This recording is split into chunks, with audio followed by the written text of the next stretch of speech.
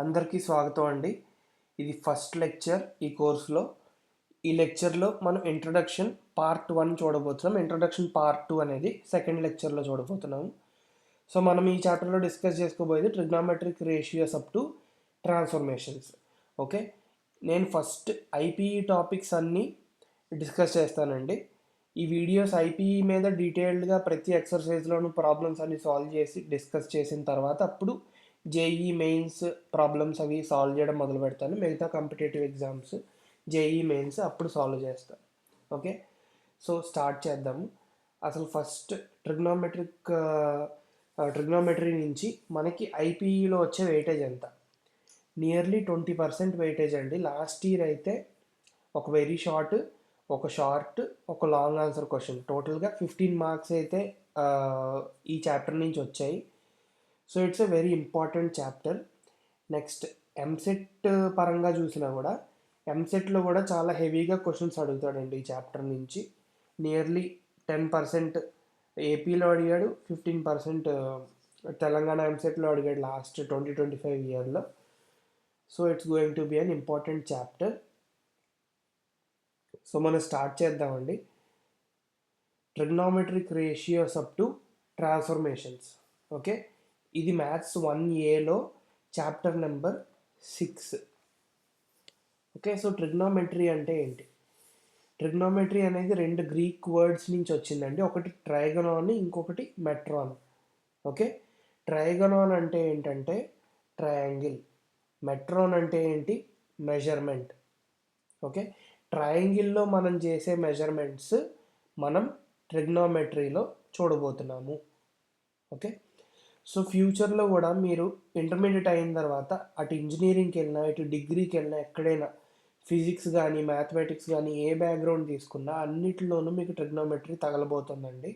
So ఇది one of the very basic topics. ప్రతి దాంట్లోనూ ఫ్యూచర్లో మీకు యూజ్ అవుతుంది. Okay, trigonometry is used in measurements of areas, heights, distances etcetera. Okay, so move on అవుదాము next టాపిక్కి. మనం ఫస్ట్ యాంగిల్ అంటే ఏంటనేది తెలుసుకోవాలండి. సో యాంగిల్ అంటే ఏంటి? సపోజ్ నేను ఒక కార్టీజియన్ ప్లేన్ గీసుకుంటున్నా, X axis, Y axis. Okay, Cartesian plane అంటే మీకు తెలుసు కదా, ఆరిజిన్ ఉంటుంది, ఇది పాజిటివ్ ఎక్స్ యాక్సిస్, ఇటు నెగిటివ్ ఎక్స్ యాక్సిస్, ఇటు పాజిటివ్ వై యాక్సిస్, ఇటు negative Y axis. Okay, so ఇప్పుడు ఏ అనే ఒక పాయింట్ తీసుకుందామండి. ఓ నుంచి ఏకి డిస్టెన్స్ సపోజ్ 5 సెంటీమీటర్స్ అనుకుందాం. బి అనే ఒక పాయింట్ తీసుకుందామండి. ఇక్కడ ఓ నుంచి బికి కూడా డిస్టెన్స్ 5 సెంటీమీటర్స్ అనుకుందాం. ఇప్పుడు ఎవరైనా ఒకళ్ళు ఓ దగ్గర నించుని ఏకి బికి వెళ్ళడానికి డైరెక్షన్స్ అడిగారు అనుకోండి, మనం ఏం చెప్తాం? ఓ నుంచి ఏకి వెళ్ళాలంటే పాజిటివ్ ఎక్స్ యాక్సిస్ డైరెక్షన్లో 5 సెంటీమీటర్స్ నడవాలి అని చెప్తాం. సో ఓ నుంచి 5 సెంటీమీటర్స్ పాజిటివ్ ఎక్స్ యాక్సిస్ డైరెక్షన్లో నడిస్తే he will be able to reach ఏ. అలాగే బిని రీచ్ అవ్వాలంటే మనం ఎలా చెప్తాం? ఏ డైరెక్షన్లో నడవాలని చెప్తాం? దేనికి రెఫరెన్స్లో చెప్తాం? సో ఇక్కడ యాంగిల్ అనే కాన్సెప్ట్ వస్తుంది. సో ఇప్పుడు పాజిటివ్ ఎక్స్ యాక్సిస్ కనుక మనకి రిఫరెన్స్ అయితే, పాజిటివ్ ఎక్స్ యాక్సిస్ మనకి రిఫరెన్స్ అయితే, ఈ రిఫరెన్స్ తీసుకుని ఇక్కడి నుంచి ఓబీకి ఎంత యాంగిల్ ఉండిందనేది మనం క్యాలిక్యులేట్ చేస్తే యాంటీ క్లాక్ వైజ్ డైరెక్షన్లో దాన్ని మనం యాంగిల్ అంటాం. దాన్ని టీటా, ఆల్ఫా ఇలాగ చాలా సింబల్స్తో డినోట్ చేస్తాం. సో మనం ఏం చెప్పచ్చు అంటే పాజిటివ్ ఎక్స్ యాక్సిస్తో చూస్తే టీటా యాంగిల్ దూరంలో మనం 5 సెంటీమీటర్స్ నడవాలి అని చెప్పచ్చు బీకి రీచ్ అవ్వాలంటే. Okay, so this is angle. ట్రిగ్నోమెట్రీలో ఎప్పుడు కూడా positive X axis, reference axis, తర్వాత యాంగిల్ని ఎప్పుడు కూడా మనం యాంటీ క్లాక్ వైజ్ డైరెక్షన్లో క్యాలిక్యులేట్ చేస్తాం. సో క్లాక్ మీరు తీసుకుంటే గడియారం ముళ్ళు ఎప్పుడు ఇలా తిరుగుతుంది. యాంటీ క్లాక్ వైజ్ అంటే దానికి reverse direction. So by convention anti clock wise మనం ఎప్పుడు డిఫాల్ట్గా యూజ్ చేస్తాం. ఓకే, సో అందుకనే నేను దాని డైరెక్షన్ కూడా ఇలా రాశాను, యాంటీ క్లాక్ వైజ్. సో ఓఏకి ఓబీకి మధ్య ఉన్న యాంగిల్ టీటా. ఓకే, దాన్నే మనం మ్యాగ్నిట్యూడ్ ఆఫ్ ద యాంగిల్ అని కూడా అంటాం. నెక్స్ట్ ఇంకొన్ని బేసిక్ టాపిక్స్ మీకు రిఫ్రెష్ చేద్దాం అనుకుంటున్నాను. ఇప్పుడు బి అనే పాయింట్ ఇది 5 సెంటీమీటర్స్ దూరంలో ఉంది ఓకి. ఓకే, ఇప్పుడు దీని నుంచి మనం ఎక్స్ యాక్సిస్ మీదకి పర్పెండిక్యులర్ గీసుకున్నాం అనుకోండి. ఇది వచ్చి సి అనే పాయింట్ దగ్గర టచ్ అయింది అనుకుందాం. ఇప్పుడు ఇదే బి నుంచి వై యాక్సిస్ మీదకి పర్పెండిక్యులర్ డ్రా చేసుకున్నాం అనుకోండి, దాన్ని డి అనుకుందాం. ఓకే, ఇప్పుడు ఓసి లెంగ్త్, ఓ నుంచి సికి లెంగ్త్ మనం స్మాల్ ఎక్స్ అనుకుందాం. ఓకే, ఓ నుంచి డికి లెంగ్త్ స్మాల్ వై అనుకుందాం. అప్పుడు బి పాయింట్ని మనం ఎలా రాయొచ్చు, ఎక్స్ కమ వై అని రాయొచ్చా? బికాస్ ఎక్స్ డైరెక్షన్లో ఇది స్మాల్ ఎక్స్ డిస్టెన్స్లో ఉంది, వై డైరెక్షన్లో ఇది స్మాల్ వై డిస్టెన్స్లో ఉంది. ఓకే, సో మనం ఈ బి పాయింట్ని ఎక్స్ కమ వై అని రాసుకోవచ్చా? ఓకే, సో ఇది కార్టీజియన్ ప్లేన్లో మనం పాయింట్స్ని ఇలా రిప్రజెంట్ చేస్తాం. ఇప్పుడు ఎక్కడైనా మీరు బి అనే పాయింట్ 5,3 అని చూసారనుకోండి, దాని అర్థం ఏంటి? బి అనే పాయింట్ ఆరిజిన్ నుంచి పాజిటివ్ ఎక్స్ యాక్సిస్ డైరెక్షన్లో 5 సెంటీమీటర్స్ దూరంలో ఉంది. ఓకే, బి అనే పాయింట్ ఆరిజిన్ నుంచి పాజిటివ్ వై యాక్సిస్ డైరెక్షన్లో 3 సెంటీమీటర్స్ దూరంలో ఉంది. సో ఇప్పుడు దీన్ని గీసుకోమని చెప్తే ఇలా తీసుకుని ఆరిజిన్ నుంచి 1 2 3 4 5, వై డైరెక్షన్లో 1 2 3. సో ఇక్కడి నుంచి ఇలాగా గీసుకుంటే ఇది బి పాయింట్ అవుతుంది, 5,3. Okay, I hope you understand. ఇది ఎందుకు చెప్తున్నానంటే మనం నెక్స్ట్ ట్రిగ్నామెట్రిక్ రేషియోస్ డిఫైన్ చేసేటప్పుడు ఇది మనకు కొంచెం క్లారిటీగా ఉంటే మీకు బాగా అర్థమవుతుంది. ఓకే, నెక్స్ట్ యాంగిల్ అనేది ఎన్ని విధాలుగా మెజర్ చేస్తాం? మొత్తం 3 సిస్టమ్స్ ఉన్నాయండి. ఒకటి బ్రిటిష్ సిస్టమ్, ఒకటి ఫ్రెంచ్ సిస్టమ్, ఇంకొకటి సర్క్యులర్ మెజర్మెంట్. బ్రిటిష్ సిస్టంలో మనం డిగ్రీస్ యూజ్ చేస్తాం, ఫ్రెంచ్ సిస్టంలో మనం గ్రేడియంట్స్ యూజ్ చేస్తాం, సర్క్యులర్ మెజర్మెంట్లో మనం రేడియన్స్ అనే యూనిట్ని యూజ్ చేస్తాం. Okay, so first X axis, Y axis ఇలా తీసుకుంటే మనం ఓ అనే పాయింట్ ఇక్కడ తీసుకుంటే, ఏ అనే పాయింట్ ఇక్కడ, బి అనే పాయింట్ ఇక్కడ తీసుకుంటే, ఏ బి రెండు ఎగ్జాక్ట్గా ఆపోజిట్ డైరెక్షన్స్లో ఉన్నాయి. ఏ ఇటువైపు ఉంది పాజిటివ్ ఎక్స్ యాక్సిస్ వైపు, బి నెగిటివ్ ఎక్స్ యాక్సిస్ వైపు ఉంది. సో ఇప్పుడు ఏకి బికి మధ్య ఉన్న యాంగిల్ ఏంటని చెప్పాలంటే పాజిటివ్ ఎక్స్ యాక్సిస్ నుంచి యాంటీ క్లాక్ వైజ్ డైరెక్షన్లో బి వరకు రావాలి. ఇప్పుడు ఇది టీటా యాంగిల్. ఇప్పుడు రెండు ఆపోజిట్ డైరెక్షన్స్లో ఉన్నప్పుడు ఈ టీటాని మనం ఏమంటామంటే స్ట్రైట్ యాంగిల్ అంటాం, స్ట్రైట్ యాంగిల్. ఓకే, నెక్స్ట్ ఈ స్ట్రైట్ యాంగిల్లో సగం చేసేస్తే, స్ట్రైట్ యాంగిల్లో ఎగ్జాక్ట్గా సగం చేసేస్తే దాన్ని మనం రైట్ యాంగిల్ అంటాం. సో డిగ్రీస్లో రాసుకునేటప్పుడు స్ట్రైట్ యాంగిల్ని మొత్తం 180 డిగ్రీస్ అనుకుంటాం. కాబట్టి రైట్ యాంగిల్ 180లో హాఫ్ 90 డిగ్రీస్ అవుతుంది. So straight angle is nothing but 180 degrees, right angle is nothing but 90 degrees. ఇక్కడ కూడా అదే డిఫైన్ చేస్తున్నారు చూడండి. బ్రిటిష్ సిస్టంలో ఒక రైట్ యాంగిల్ని 90 డిగ్రీస్తో డినోట్ చేస్తారు. తర్వాత మళ్ళీ ఒక్కొక్క డిగ్రీలో 60 మినిట్స్ ఉంటాయి, ఒక్కొక్క మినిట్లో మళ్ళీ 60 సెకండ్స్ ఉంటాయి. సో ఇప్పుడు బేసిక్గా 1 మీటర్లో 100 సెంటీమీటర్స్ ఉంటాయి, మళ్ళీ 1 సెంటీమీటర్లో 10 మిల్లీమీటర్స్ ఉంటాయి అని ఎలాగైతే మనం యూనిట్స్ డిఫైన్ చేసుకుంటున్నామో ఇది కూడా అంతే. ఒక రైట్ యాంగిల్లో 90 డిగ్రీస్ ఉంటాయి, ఒక డిగ్రీలో 60 మినిట్స్ ఉంటాయి. దాన్ని మనం ఇలా 60 పైన ఇలా అపాస్ట్రఫీ పెట్టి డినోట్ చేస్తాం. మళ్ళీ ఒక మినిట్లో 60 సెకండ్స్ ఉంటాయి. సెకండ్స్ని మనం 2 అపాస్ట్రఫీస్ పెట్టి డినోట్ చేస్తాం. ఓకే, ఇది బ్రిటిష్ సిస్టమ్. ఇదే మనం యూజ్ చేస్తున్న సిస్టమ్. కానీ ఫ్రెంచ్ సిస్టమ్ కూడా ఇంకొకటి ఉంది. ఇక్కడ ఒక రైట్ యాంగిల్ని 100 గ్రేడ్స్తో డినోట్ చేస్తాం. సో మనం ఇలా తీసుకుంటే positive X axis, negative X axis అనుకుంటే ఈ టోటల్ మనం ఇందాక 180 డిగ్రీస్ అనుకున్నాం. కానీ ఫ్రెంచ్ సిస్టంలో చూడాలంటే ఈ టోటల్ 200 గ్రేడియంట్స్, దాంట్లో సగం 100 గ్రేడియంట్స్. ఓకే, తర్వాత ప్రతి గ్రేడ్లో 100 మినిట్స్ ఉంటాయి. మళ్ళీ ప్రతి మినిట్లో 100 సెకండ్స్ ఉంటాయి. సో ఇది కూడా సబ్ డివిజన్, కానీ దీన్ని మనం యూజ్ చేయము. జస్ట్ ఒకవేళ ప్రాబ్లమ్స్లో ఎక్కడైనా ఒక సిస్టమ్ నుంచి ఇంకో సిస్టమ్కి కన్వర్ట్ చేయమని అడిగితే మనం దీన్ని యూజ్ చేస్తాం. Okay, next circular measurement. ఇప్పుడు సర్క్యులర్ మెజర్మెంట్ని మనం దేంతో డినోట్ చేస్తాం? యూనిట్ ఏంటి? రేడియన్. ఓకే, సర్క్యులర్ మెజర్మెంట్ అంటే ఏంటి చూద్దాం. ఒక రేడియన్ అంటే ఏంటి చూద్దాం.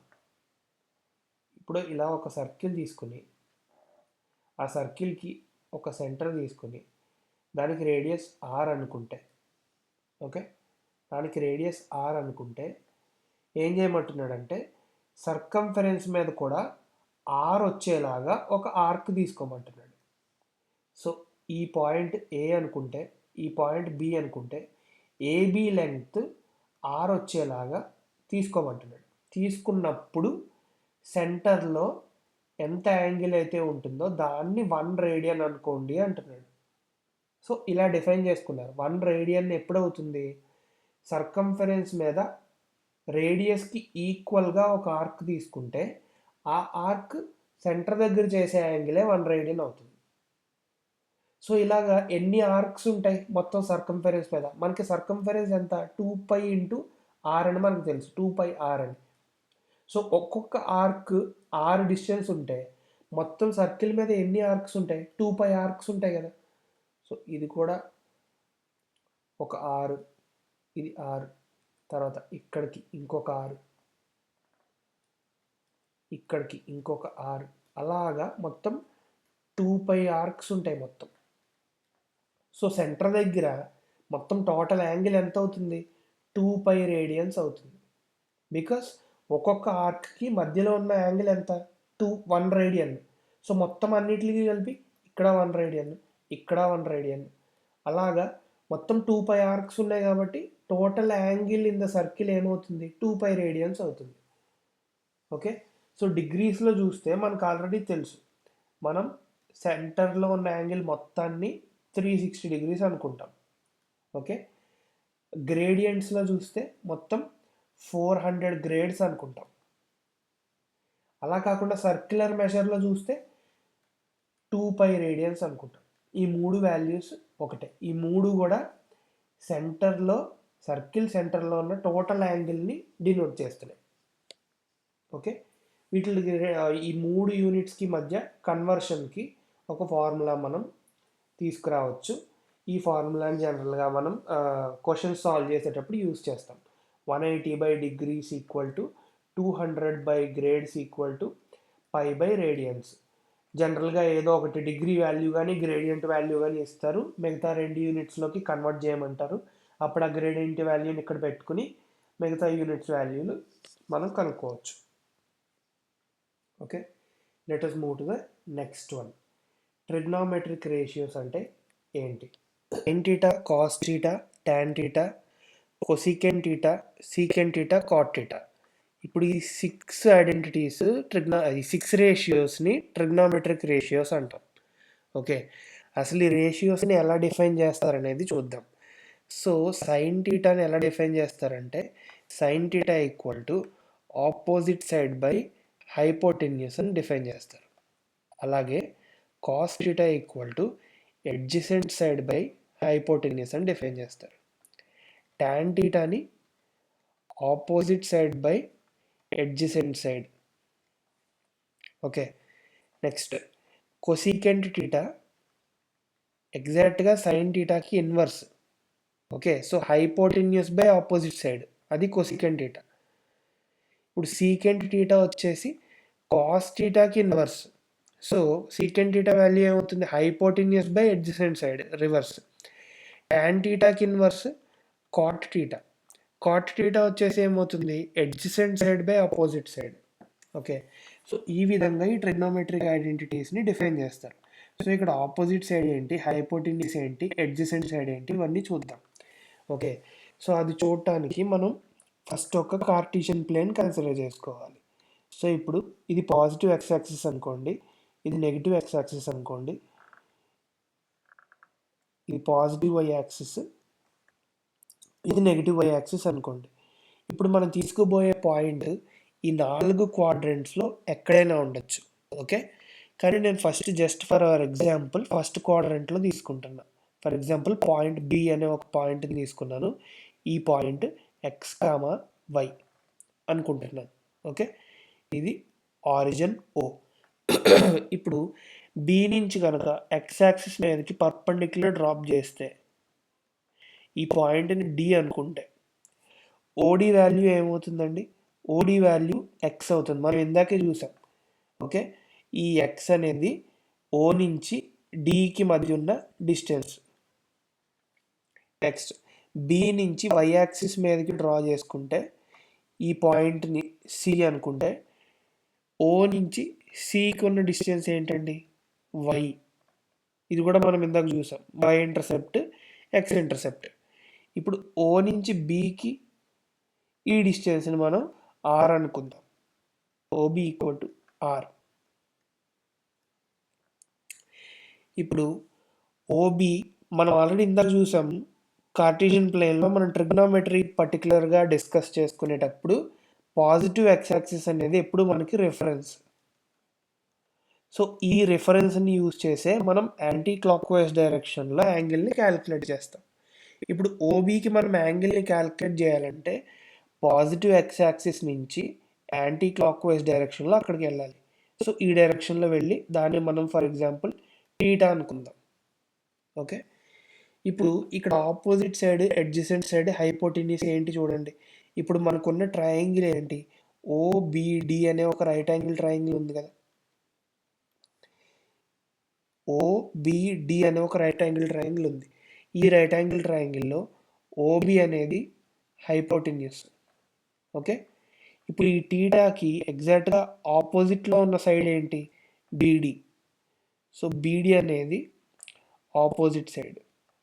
ఓకే, టీటాకి పక్కనే ఉన్న సైడ్, టీటాకి పక్కనే ఉన్నది ఏంటి, ఒకటి హైపోటెన్యూస్ ఉంది, ఇంకొకటి ఓడి ఉంది. మనం హైపోటెన్యూస్ ఎలాగా తీసుకోవట్లేదు, ఓడిని తీసుకుంటున్నాం అడ్జసెంట్ సైడ్ కింద. ఓకే, ఇది అడ్జసెంట్ సైడ్, ఇది ఆపోజిట్ సైడ్, ఇది హైపోటెన్యూస్. ఇప్పుడు వీటి నుంచి ఓడి ఎక్స్ అయినప్పుడు సిబి ఎక్స్ అవుతుంది కదా, రెండు ప్యారలల్ ఆపోజిట్ సైడ్స్ కదా. ఓకే, ఓసి వై అయినప్పుడు బీడి కూడా వై అవుతుంది కదా.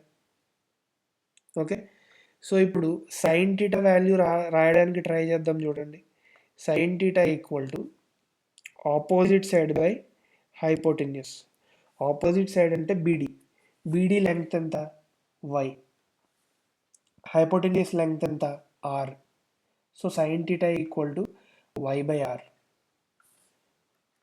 Okay, cos theta, cos theta అంటే ఏంటి, adjacent side by hypotenuse. Adjacent side అంటే మనం ఆల్రెడీ చూసాం, ఓడి, దాని లెంగ్త్ ఎంత, ఎక్స్, హైపోటెన్యూస్ లెంగ్త్ ఎంత, R. So cos theta equal to X by R. Tan theta అంటే opposite side by adjacent side. Opposite side value Y, adjacent side value X. So Y by X value tan theta value. ఇప్పుడు వీటికి ఎగ్జాక్ట్గా ఇన్వర్సే కదా, cosecant secant cot. So cosecant value ఏమవుతుంది, R by Y అవుతుంది. Secant value R by X, దీనికి ఎగ్జాక్ట్గా inverse. Cot value దీనికి inverse, X by Y. Okay, so ఇక్కడ ఈ పక్కన బ్రాకెట్లో ఉన్న కండిషన్స్ కూడా చూడండి. డినామినేటర్లో ఉన్న వాల్యూ ఎప్పుడైనా జీరో అయితే మనకి అన్డిఫైన్డ్ అయిపోతుంది కదా ఆ ఫ్రాక్షన్. సో 2/0 ఈ వాల్యూ అన్డిఫైన్డ్. సో డినామినేటర్లో 0 రాకూడదు కాబట్టి x0 అని ఇచ్చుకున్నారు. ఆర్ అనేది ఎప్పుడు 0 అవ్వదు, ఎందుకంటే మనం తీసుకునే పాయింట్ ఆరిజిన్ కాకుండా బయట ఎక్కడున్నా కూడా ఆర్ అనే డిస్టెన్స్ ఎప్పుడు ఉంటుంది. సో ఆర్ ఎప్పుడు 0 అయ్యే అవకాశం లేదు, కానీ ఎక్స్లు వైలు 0 అవ్వచ్చు, ఎందుకంటే పాయింట్ ఒకవేళ డి పాయింట్ ఉందండి, డి పాయింట్ ఎక్స్ యాక్సిస్ మీద ఉంది, సో దీనికి వై వాల్యూ 0. సి పాయింట్ ఉంది, ఇది వై యాక్సిస్ మీద ఉంది, కాబట్టి దీనికి ఎక్స్ వాల్యూ 0. సో ఎక్స్లు వైలు 0 అయ్యే అవకాశం ఉంది, కానీ ఆర్ ఎప్పుడు 0 అవుదా, ఎందుకంటే R distance between origin and point. So ఈ ఫ్రాక్షన్స్లో ఎక్కడైతే డినామినేటర్లో ఎక్స్ కానీ వై కానీ వస్తుందో అక్కడ మనం జస్ట్ కండిషన్ మెన్షన్ చేసుకుంటాం, y0 x0 ఎందుకంటే ఈ మొత్తం ఫ్రాక్షన్ అనేది అన్డిఫైన్డ్ అయిపోకుండా ఏదో ఒక వాల్యూ రావాలి కాబట్టి. ఓకే, సో ఇక్కడ మీకు అర్థమైంది అండి, ఒక రైట్ యాంగిల్ ట్రయాంగిల్లో కనుక 3 సైడ్స్ ఉంటే ఆ సైడ్స్కి లెంగ్త్లు ఎక్స్ వై ఆర్ అనుకుంటే మనకి టోటల్గా రేషియోస్ ఎన్ని పాసిబిలిటీస్ ఉంటాయి, 6 పాసిబిలిటీస్ ఉంటాయి.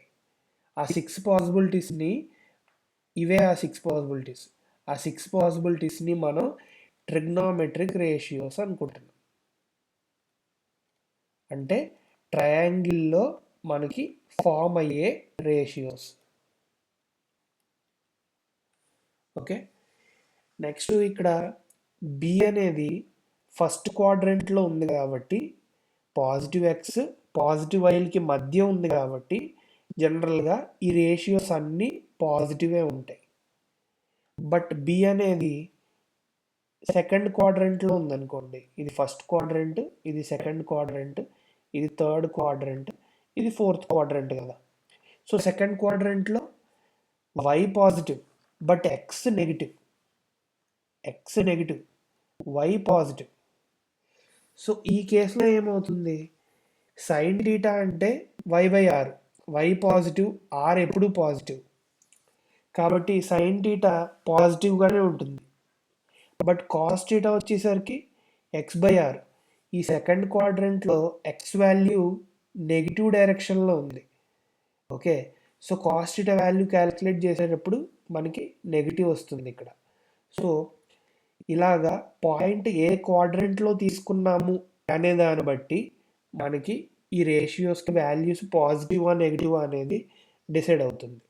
ఓకే, సో వచ్చే లెక్చర్లో మనం ఇంకా డీటెయిల్డ్గా దీని గురించి డిస్కస్ చేద్దాం. బట్ ఈ చాప్టర్లో ఇక్కడితో క్లోజ్ చేద్దాం. Okay, thank you.